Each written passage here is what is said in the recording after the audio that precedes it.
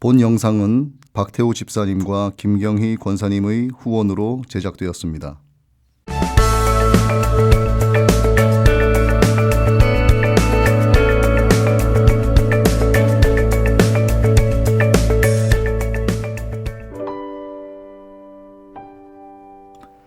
예수께서 대답하여 이르시되 진실로 진실로 내게 이르노니 사람이 거듭나지 아니하면 하나님의 나라를 볼 수 없느니라.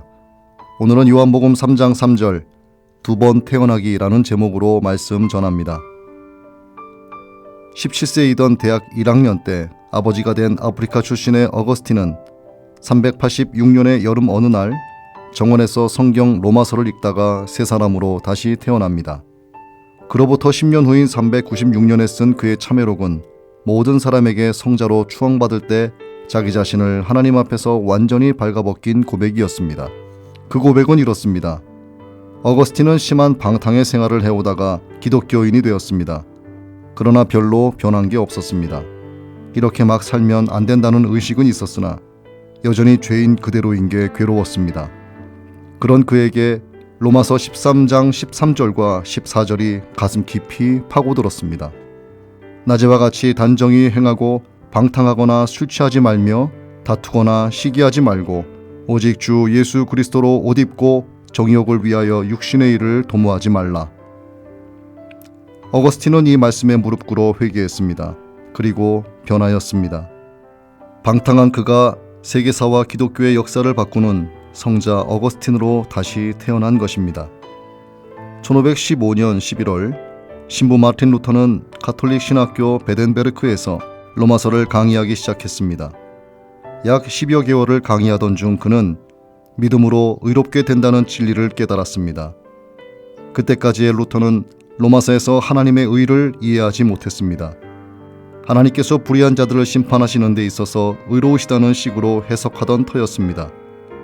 그런데 하나님의 의는 하나님의 심판을 근거로서의 의로움이 아니라 놀랍게도 그 반대로 우리가 실제로는 불의한 죄인들임에도 불구하고 예수 그리스도를 믿는 그 믿음으로 말미암아 우리를 의롭게 여겨주신다는 것이었습니다. 곧 우리는 예수 그리스도를 믿기 전에도 죄인이고 믿은 후에도 죄인 그대로인데 믿음으로 하나님의 긍휼과 은혜가 임하여 의롭게 된다는 깨달음이었던 것이었습니다. 그러자 그는 그리스도 안에서 새로운 피조물로 다시 태어나는 희열을 느꼈다고 했고 마치 낙원의 문을 열고 들어가는 기분이었다고 그때를 회고했습니다. 그때부터 성경 전체가 새로운 의미로 다가왔고 그래서 그는 종교개혁의 기수가 되었습니다. 1783년 5월 24일 요한 웨슬레가 어느 교회에서 설교를 듣고 있었습니다. 밤 9시 45분쯤이었을 때 마음이 갑작스레 뜨거워지는 경험을 하였습니다. 설교자가 로마서 주석을 읽고 있을 때 그는 예수 그리스도의 십자가 대속의 은혜를 경험하게 되었습니다. 그 십자가가 죄와 사망의 법에서 자신을 구원하신 것을 확신하게 되었습니다.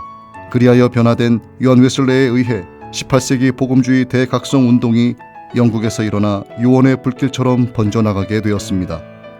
1918년 8월 칼바르트 목사가 로마서 주석을 출간했습니다. 그 책을 읽은 가톨릭 신학자 칼 아담 박사가 말했습니다. 이 책은 신학자들의 운동장에 떨어진 폭탄이다.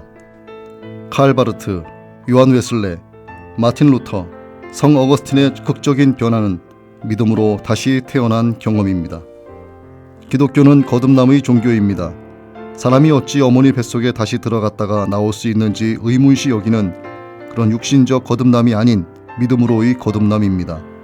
육적인 사람이 영적인 사람으로 태어남을 말하는 것입니다. 예수 그리스도를 믿는 믿음이 영적으로 다시 태어나게 합니다. 거듭 태어나지 않으면 하나님 나라를 볼 수 없습니다.